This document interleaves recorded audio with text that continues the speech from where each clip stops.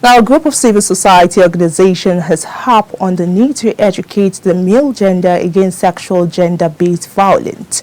They also emphasize the need to empower men with positive masculinity in a bid to end sexual gender-based violence. KAFTAN correspondent Mavis Ako has more details. According to Sexual Gender-Based Violence Statistics 2021 of the United Nations Women's Report, revealed that 48% of Nigerian women have experienced at least one form of violence since the COVID-19 pandemic. The statistics added that over 4,000 of the cases were domestic violence cases recorded within 2 years.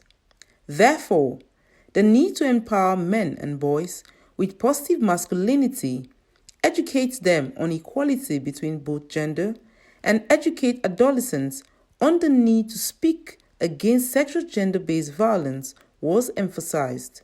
And then we began to look at it. For years, we've been working with women and girls to change, to end gender-based violence, telling them about their rights.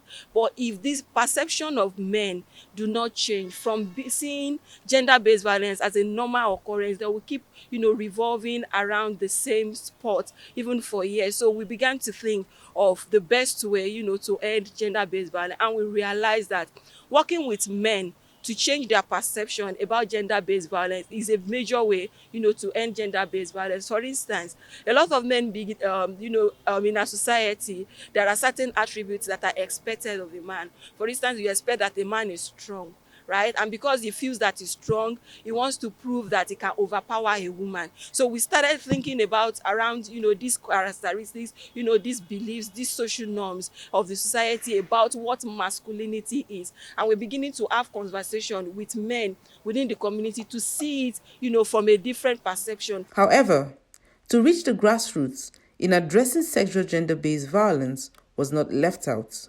The desire of men is to be respected within their homes. They want to be respected, and that's why they try to toughen up, be aggressive, just to instill fear. And then with our engagement with men, they are beginning to see that when they beat their wives, their children resent them.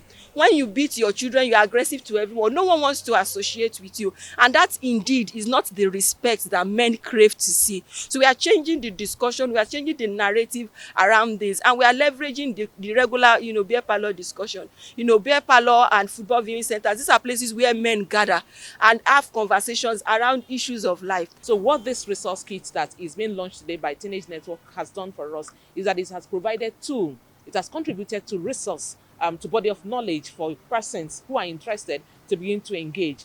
And because it's designed in a way that people can come in a cluster, and if I borrow the word of the Teenage Network, the executive director, Olanike, who said that it can generate conversation within beer parlors, within clusters where men sit together. So that means that they can come together in a group to have conversations around how they can contribute in addressing gender-based violence, and also begin to understand their own critical positions and questions or interrogate their own positions on addressing gender-based violence. A representative of the male peer educators also lends his voice to sexual gender-based violence. Well, I have come to realize that there is equal and there should be equal gender-based.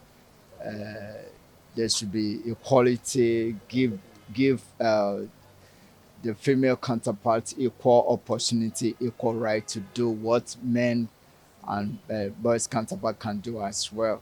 For now, I have learned to share everything with my wife, give them equal right, give her a role to play. For example, sometimes I run a film hall business where people come to watch football. Sometimes when I'm not around, she does it better, she handles it better.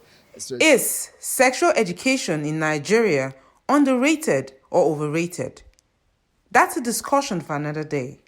From the nation's capital, Mavis Ako, KAFTAN TV News.